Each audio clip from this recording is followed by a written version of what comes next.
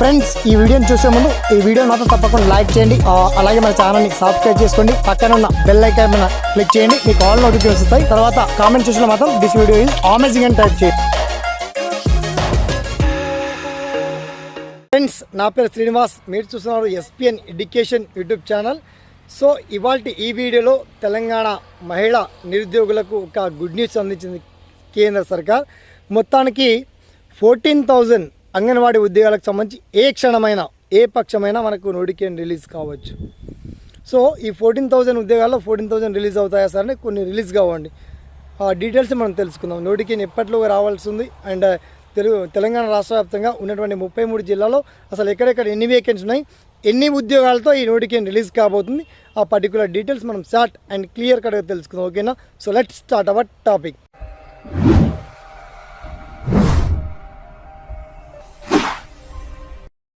Friends, మొత్తానికి 14,000 ఉద్యోగాలకు సంబంధించి మనకు అంగన్వాడీ ఉద్యోగాలకు సంబంధించి మనకు వేకెన్సీస్ ఉన్నాయని చెప్పేసి మనకు మినిస్టర్ సీతక్క చాలా స్పష్టంగా తెలియజేశారు. కొత్తగా ఏర్పాటై ప్రభుత్వంలో మనకు మహిళా శిశు సంక్షేమ శాఖ మంత్రిగా ఉమెన్స్ అండ్ చైల్డ్ డిపార్ట్మెంట్లో ముఖ్యంగా హెల్త్ డిపార్ట్మెంట్ మినిస్టర్గా ఉంటూ ఆమె ప్రకటన చేశారు. అలాగే కేంద్ర సర్కార్ నుంచి కూడా కీలక అప్డేట్ వచ్చింది. అయితే ఇందులో 9,600 వేకెన్సీకి సంబంధించి మాత్రమే మనకు నోటిఫికేషన్ పీరియడ్ వస్తుందండి.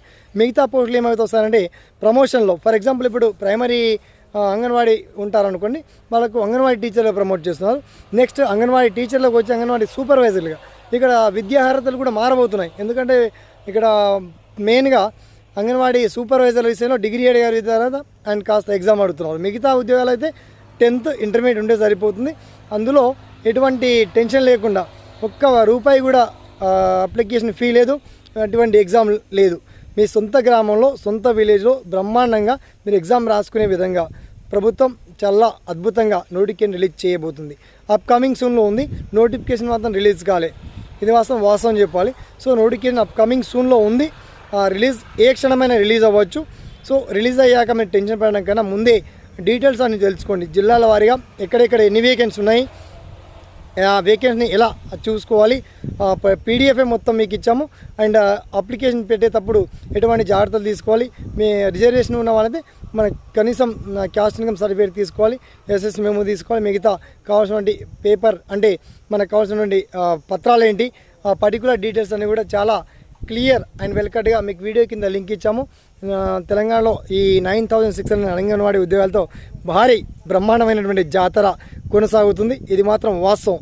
ఎందుకంటే నోటిఫికేషన్ రిలీజ్ అయిన తర్వాత మీరు టెన్షన్ పడడం కన్నా నోటిఫికేషన్ రిలీజ్ అవ్వకముందే వన్స్ మీరు ప్రిపేర్గా ఉండండి.